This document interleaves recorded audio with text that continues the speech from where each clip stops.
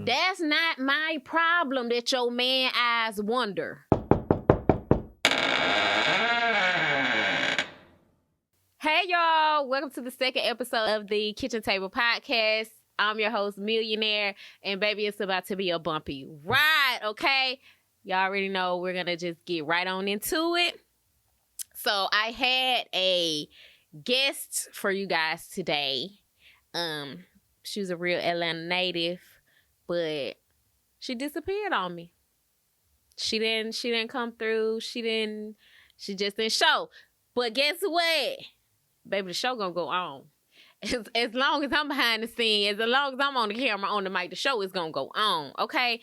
However, that made me go into what I wanted to talk about today, because we have to improvise, and that's all a part of being an entrepreneur, being a business owner, and being a professional.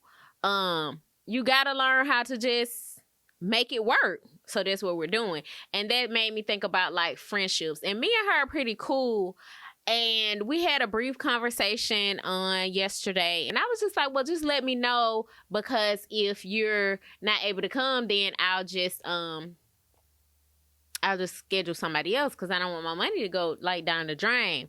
And she was like, okay, cool, I'll let you know. However, I did not hear from her, but I had respect for her, and I'm sure she had a respect for me. But I just feel like that was like put me in a bind. It's like maybe she's like, fuck your money, girl, or something. Like, I don't know. But, like, that's just not cool. So let's just kind of work on being better friends, you know?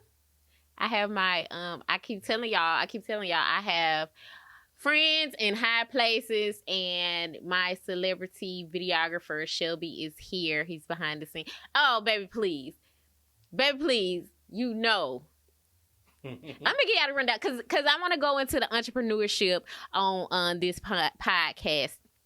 But I had said that I was gonna be as transparent as I can be with you guys. So me telling the story of why my guest is not here is a part of me being transparent with you guys and telling y'all that I got friends in high places, and my videographer is a celebrity, and he films celebrities all the time. I'm capping.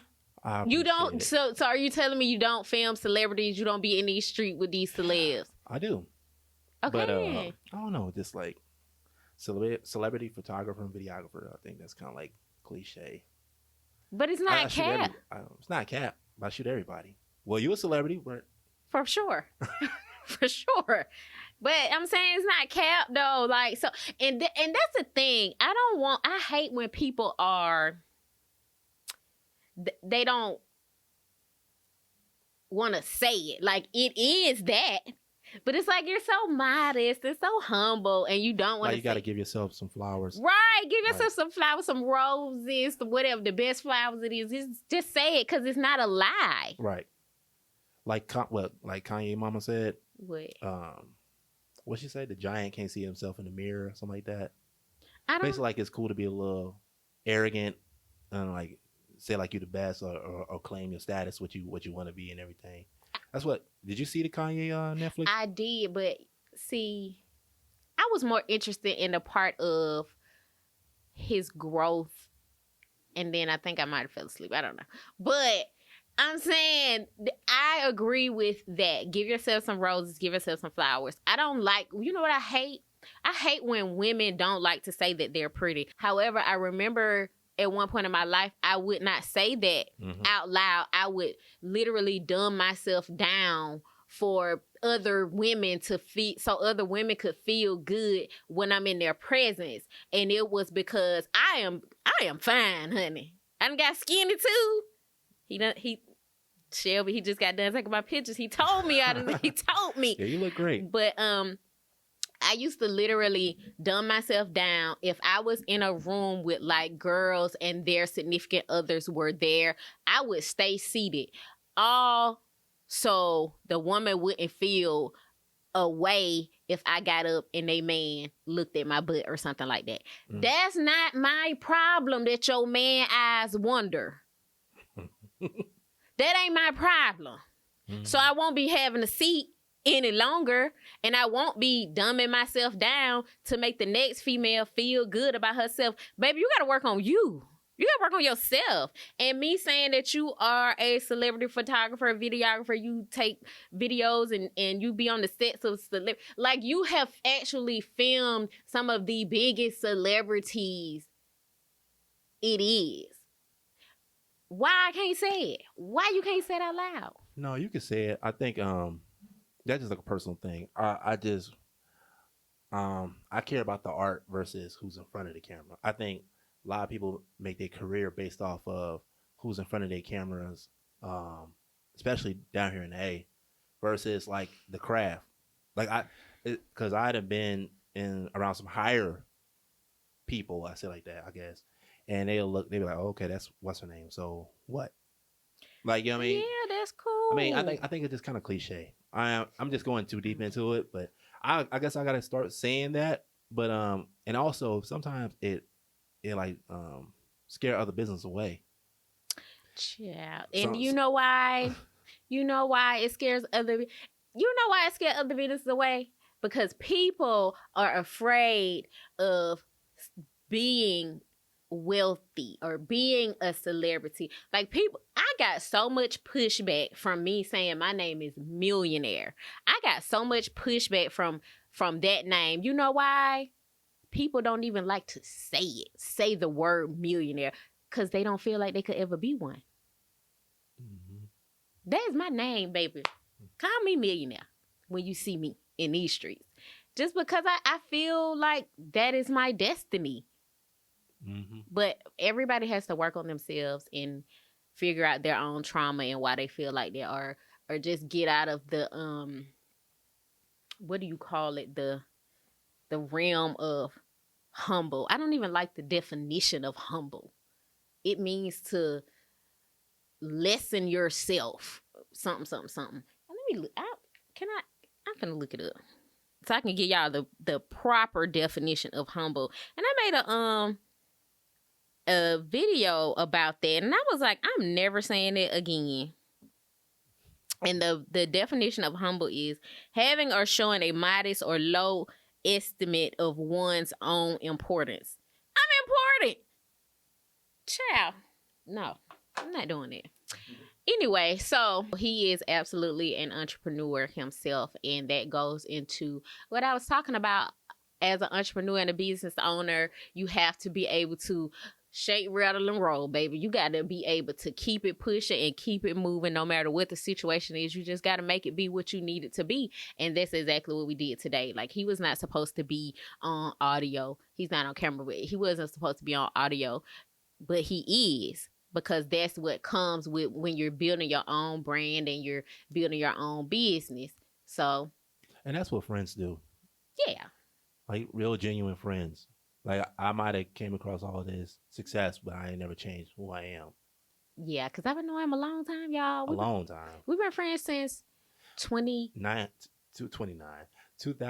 Yeah, 2009. We've been friends since 2009. Damn. That's a long time. Ain't it? That's a long time. But we have, you know, I wouldn't say lost touch. We have been doing our own little thing here and there. Then we'll end up talking again. Because life does kick in. But he has absolutely been a friend to me. And I'm grateful. I always say, baby, it's great to know people in high places. And he's one of my friends that's in high places.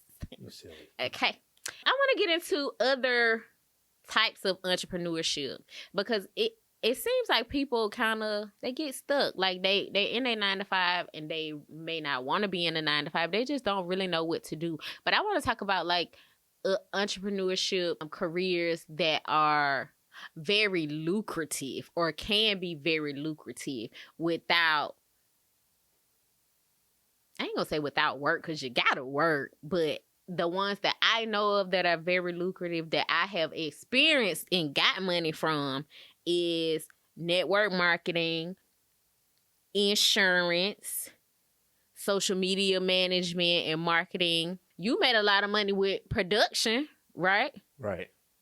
Still am. Still is. So, okay, so what's like a average that you make when you do I'm saying average. Like, I'm saying, like, when you do, like, regular people, like, and not, I ain't being shady. I'm saying, like, people that just want a wedding shoot or... Well, that's different because, I mean, prices vary on the job. Mm-hmm. Weddings is, honestly, some weddings is more expensive than a higher-end client that wants something just for the social media. Wow. Like, I've done a wedding and I charge, like, say, like $10,000. That's like the normal. What they get? It depends on the package. Most people got like a photography and video package. Okay. But I mean, honestly, some photographers are more expensive than I am. Yeah, I think a wedding is like 10 to 12 hours of filming just raw footage all day, and you can't miss no moments. And it's multiple cameras, audio. You're basically standing up all day. And you're basically catching the best moments of the evening. If you miss a dad crying, you miss the ceremony. If you miss jumping the broom, whatever they doing, then that's a bad service. Like, I mean, you want to capture everything because nowadays you don't know who's in that video. It's not gonna be there next year. So I have to say it like that, but it's more of that's what make the price go up. Pretty much, and the way how you put it together. Yeah, your style, because it's a film, it's a movie. Yeah, you know what I like the best? I love being on camera the most. I love it.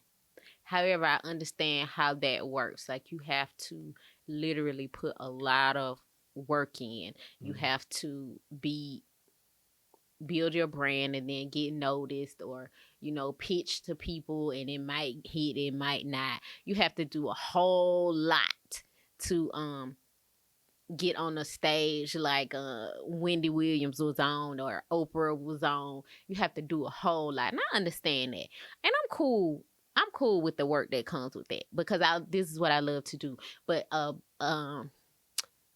something that I enjoyed that was very lucrative in a fast way was insurance. Now, what I can say about that is,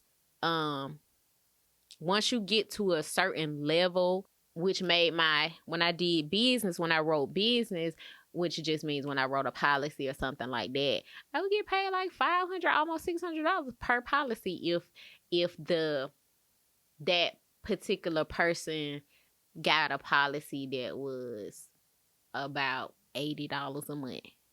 I would get about $500 and something per policy, and it could vary. Like, it could be lower depending or whatever, but it was very lucrative in a fast way. However, that wasn't like a lifelong dream for me. This is my lifelong dream, honey. And how does it feel to be living it? The best feeling in the world. I love it. Let me tell you what I don't like, because it be downsides too. I don't like the process of, I don't like I gotta find something to wear. I gotta do my makeup. I don't like that part. But baby, when it comes to sit down and get in front of this camera, baby, I am antennas up, lights, camera action. I'm with it every time. So yeah, I think people should really go for their dreams more. I think a lot of people stay in the woe is me, I can't do it mode. And I kind of I ain't never been I can't do it. It's always been a more of a procrastination if I got something going on. Like, if my mental ain't right, I ain't doing nothing. If something going on in my excuse me, if something going on bad in my life or whatever, it's hard. It was hard for me to really get in the zone of it. Now, what's some like the things that could set you back that you overcome? With some stuff that set me back? Especially being an entrepreneur and trying to stay focused with these hard times we just went through and everything. So, like, I don't want to say marriage set me back, but it did detour my focus, because before I got in my situation, And before I got married, I was full force on entertainment. I was full force on hosting and all of that. And then once I got in that situation, it kind of dwindled down. Because I was trying to do the right thing, trying to be a wife and all that stuff like that. So it dwindled down. But now that my mind is clear, and it's hard to focus on things when you be worried about other stuff, child. when you be it, So now I'm not there any longer. So I can do what I want to do. And this is what I want to do. This is what I've always wanted to do. I called my mama yesterday. Last night or night before last night. I was like, Mom, what I said I wanted to be when I grow up? What I said? She said, you always said you want to be on TV or something. Honey, what show you always wanted to be on when you was younger? I used to watch Oprah. Like, I always wanted to be like Oprah. I always wanted to talk to people and like Maury Povich. What was it? Montel? I watched Montel. I watched Jerry Springer. That's crazy. All that played out. Yep. None of that's like Arsenio Hall. I watched Arsenio Hall at nighttime. Child used to get in trouble because I was up too late because it came out like midnight or something. Yeah. I used to get in trouble. My mom would come back there and cuss me out because I got the TV on, just doing too much, honey. But I always wanted to be on TV. I just like talking to people because I feel like everybody's story is so unique and different, and I feel like people can learn from everybody. I think you should start directing your own documentaries. What you mean? You like listening to stories and everything. You should like start directing and producing documentaries. Telling stories on film. You like being on camera and you like talking to people. So why don't you start doing like a docuseries? Talk to the people and talk it through over. What do you mean? You're interviewing them. Right. Yeah. Pretty much. And you're basically getting all the information from their story and you placing it like in a movie setting. I don't know how to explain it too without showing I'm not the best. So you're basically like, if I like making sandwiches, why I like sandwiches, why I making sandwiches. Like, what was the history behind you? I don't know why I said making sandwiches. But you get what I'm saying? Like, what inspired you to do this? What was your life before you started? What was the trial and tribulations? Yeah, because see, you know what? I get it now. That be my thing. I always want to know why. Like, why did this happen? Like, why? Like, I know a lot about your background. So I always thought, like, but why? Or how, or at what exact moment did this happen, and then it made you do X, Y, and Z, or you know what I'm saying? It made your family members do X, Y, and Z. That's like one of the questions I'm gonna always ask. Why? If you can get to that why this happened, you will instantly know what to do to make yourself better. You will understand it. Because I feel like a lot of the world just don't understand themselves. Because going through my divorce, I went through a whole spiritual awakening and figured out a whole lot about my own self and my whys. And one of the things that I found out was I was longing for a father. Like, my dad died when I was 12. Before he died, like, I would see him, but it wasn't like an everyday thing. It was kind of here and there, but he took care of me, like he gave my mama money and stuff like that. But I didn't have a father. So people around me that have fathers in great relationships, I would always be like, I wonder what they feel like. You know what I'm saying? So that was one of my reasons for why I am the way I am. But then I had to put that love that I needed from my father, I had to put that back into myself, which took me on this journey of self-worth, self-love, and everything that I was looking for externally. It was all within me. And by me accepting things that I would have normally never accepted, it was because my self-worth was low at the time. But now it ain't. Baby, try it if you want to. Child, please. I don't know. I think life is great. It's just a journey. You're just supposed to enjoy all of it, even the bad part. 'Cause if you don't have bad, how can you enjoy the good? Like if you got good all the time, then you gonna become selfish and self-centered, and you're gonna think it's all you. But if you got bad and good, then you'll know it's a higher power that pull you out, you know? But yeah. So what's next for you? But you know what?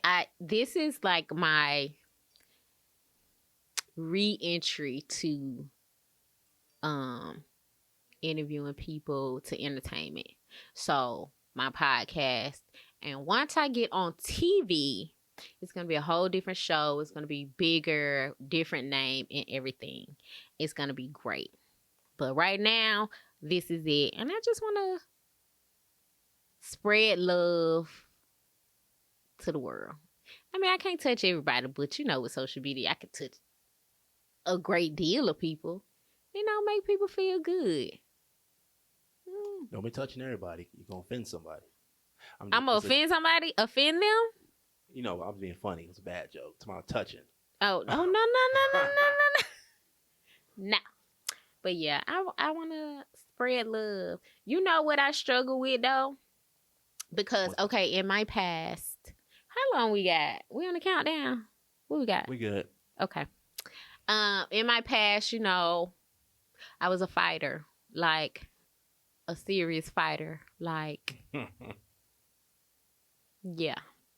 Throw the hands with anybody. Yes, for sure. And I have slipped up throughout the years of life. Like I got stabbed in 2005. So my last fight was 2006, right? Over the years, you know, I have put my hands on some people, okay? You know, but I try so hard. I work so hard to not be that person. But you know what? I have learned about people. When you're trying to be a better person, people will poke at you and poke at you and poke at you and wake the sleeping giant. And this is to say, stop poking at people when you see them trying to do better. Mm-hmm. Because that is not abuse if they bush you in your face. That is reactive. That is reactive abuse, okay? There's a very large difference between abuse and reactive abuse, okay? I don't encourage you to put your hands on nobody. I'm reformed. The last time, child, honey, I ain't gonna get out. Well, I could, but I'm not. Anyway, so I'm reformed as much as I can be. However, please do not mistake people's growth for weakness. Don't do that. And I struggle with people seeing me doing better in my life and they poke. And so my immediate reaction is to just cut them off. I will go silent. I will cut them off and never speak to them again. And then I'm the bad guy. I get, oh, she thinks she all that old, or they turn into the victim as if I have wronged them for no longer communicating with them. Mm-hmm. And I think that's whack. Listen, people, y'all don't know what demons people be fighting. Mm-hmm. People literally fight themselves to be a better person every single day. Whether it's drugs, whether it's alcohol, whether it's a bad temper, no matter what it is. And for you to even understand it and still poke at them, you the problem, not them. Right. But child, what's the craziest situation you was in as far as this fight? Like they was just poking with you and you just couldn't take it no more. I slapped my ex. Oh my God. I done slapped him a few times. I slapped him I found condoms in his pockets. I slapped him. When we broke up, I had slapped him. So y'all I'm not getting deep into that. Say it. We can do So it. why you slap him because of the condom thing? Because I found them in his pocket, and I'm like, why do you have these? Maybe he just got them to bring them home. We wasn't using condoms no more. Oh, okay. I was trying to throw up some bail. But he said that it was from when we was using condoms. Damn, how long them jeans dirty as hell. If you had them condoms. And I don't know. See, y'all was together for years. Yeah, but see, we was together for years. However, we used condoms for about 5 years. 4 or 5 years. Until we used condoms all the way up until we moved in together. Because, baby, I ain't trying to play. About my body. About my cooch. I love her. And don't get me wrong, that is not a great thing for me to be putting my hands. I'm not promoting violence. Do not put your hands on nobody if you do not want nobody to put their hands back on you. Mm-hmm. But yeah, so when we broke up, I had smacked him then because I was cleaning the bathroom with Fabuloso and he didn't like how it smelled. So he cussed me out and didn't speak to me for 3 days. So when I was telling him, I'm like, do you know how small this is for you to not be speaking to me for 3 days? He didn't speak to you over Fabuloso? Yep. The purple kind? It was the purple kind, child. And he didn't like the smell of it and he cussed me out and he was just mad, upset. What the hell did he want? I don't know. Then so he didn't speak to me for like 2-3 days. And then that third day, I was like, you ain't talk to me in 3 days. Like, do you know how small that is for you to not talk to me for 3 days? And he was like, and just disregarded everything that I was saying, just like, F you. Babe, I jumped up out that bed so fast. Because, boy, you playing with me. Because you been staying out all night. You been staying out all night for 2 years straight. And I ain't said a word. But ask you, what time you coming home?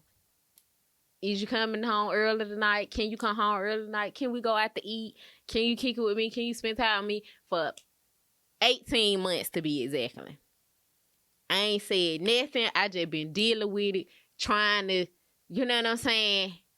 What makes a woman stick to that? Like, you know what my thing was? I felt like if I got a divorce, I would be a failure for a long time. And then I was like, you know what? Forget it. Like, he literally told me because his exact words was, after we got into it, I bopped him in the head. He left, didn't come home for 5 days. On the 5th day he came home. He said, I got a proposition for you. We can stay married but not live together. I said, who do that? I said, we can go to counseling, we can go to therapy, we can work on it. He said no. He left, he packed his stuff, he left. We really didn't talk, you know what I'm saying? And then one day I had ended up telling him to call me. And I was like, I was asking him something because we was still on the same phone plan. And he said, yeah, I've been meaning to tell you. I did want you to have my kids, but you're getting old now. So we need to go ahead and get a divorce. That was his exact words. And I said, okay, because who am I to say no? If that's what you asking for, who am I to say no? You know what I'm saying? And that was the end of it. We ain't talk for real, outside of like text for like a month. And then I was like, we need to go ahead and get a divorce. And then got a divorce. Signed the papers in July. And the next month or so, he had a new girlfriend that he was posting. He probably already had her. So moral of the story, he already had his plan anyway. Moral of the story, that's why you out all night, all day. You know what I mean? Mm-hmm. But yeah, so that was that. At the end of the day, it is what it is. you know, I wish him the best. Will you ever marry again? Of course. I am lovable. I'm lovable, Shelby. Like, people love me.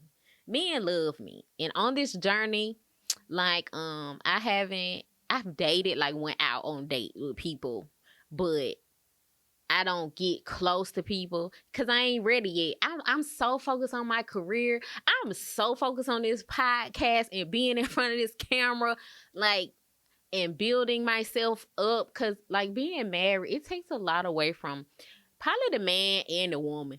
But I can just speak for me because I'm a woman. But it took a lot away from my self-esteem, how I felt about myself. And it took time to, like, build myself back up to where I once was from. You knew me before that. Mm-hmm. You knew when you met me. Where did we meet? On set. That's what I'm talking about. I was there. I was ready. It didn't turn into $1 million like I thought it was at that time. But however, we was there. I was there because it was my focus, and it's my focus again. But that's life will take you through things. You have to find the lesson. And I found the lesson in my divorce and everything like that. The lesson was to get my self-worth back.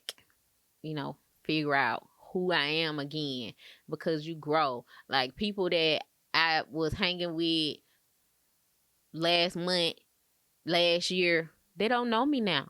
I'm another person. I'm new. You don't know me. If you don't talk to me regularly, I am somebody else, because I am constantly growing, and I want to grow. I'm growing on purpose. I'm never going to be stuck and stagnant again. So what's the qualifications that they want to get with you now? Okay, so listen. So I have this whole list. Y'all better start manifesting. Y'all better start writing y'all stuff down. However, for this man, child, he gonna have to be a great communicator. Cause I'm a communicator. Like, I can literally speak what I want and what I need out loud. I don't feel no type of way about it. It's either you agree with it or you don't, or you gonna do it or you ain't. Like, it doesn't matter to me. It's just that I can verbalize it, and I need that back because, baby, I cannot reach on I'm not even finna try. You know how people want you to know, I already know what they want and need. Mm-hmm. How? Right. So, yeah, he's gonna have to be a great communicator. He's gonna have to be somewhat successful, and I just mean successful as in he's in a career field that he really loves and really likes and believes in, and he definitely got to be making some money. I ain't saying he got to be a multi-millionaire or nothing like that, but you got to be on the right accord. He has to already have a kid. He might can have 2. I would prefer for them to be a little bit older because I don't want to rock no babies. I don't want to rock no baby. I don't have a baby. Right. I don't have an infant. So I don't want to do that. You know? But I do want to be a family with his kid or kids. I just don't want no babies. Yeah, that's like the beginning stage. Yeah, like, I don't want to do that. Child, I want to travel the world. I want to go somewhere. Take me somewhere. Mm-hmm. Let's go to Dubai. So what do you have to offer him real quick? So I am definitely a good woman. All the love and loyalty. Let's start here. My name is Millionaire, and we are manifesting. Okay. So we will definitely be that. Okay. However, the love and loyalty, I am here with that. I ain't the best cook in the world, but you definitely won't go hungry. Okay. Mm-hmm. I will help you with whatever you need help with, as long as you return. It's reciprocity. You give, I'ma give. You do right by me, I'm going to do right by you. And my new motto is, I don't cheat first, I cheat worse. I would add a side. Pause. Nah, man. Yeah. You know what? At the end, I don't condone that. Don't condone cheating. It's not a great thing. I'm just saying, like, at the end, I was just so tired. I really didn't even care what would happen or what was going on. I was exhausted. But anyway, so I think this episode was great. What you think? That was great too. You made it work. You gotta make it do what it do. What it do. Remember that, entrepreneur world. Make it do what it do. And do it even if you don't feel like it. Because I swear to God, I done did 50 things today. And I went home and took a nap. And I got here on time. I'm proud of me for that. What you think? Yeah, I'm proud of you. Yeah. So yeah. But we're gonna turn this into something great. It's gonna build, it's gonna grow. I'm gonna have people here to interview and talk to. Because I want you guys to hear their story and how they did whatever they're doing. And it's not just going to be all about entrepreneurship, but it's going to be about real life stuff, because people are really going through real life situations, and sometimes you don't have a example right in your family or right in your face, you know what I'm saying? So you need to hear somebody else's story or whatever, and it can help you through, and that's what I'm here to do. And that is all. See you next week.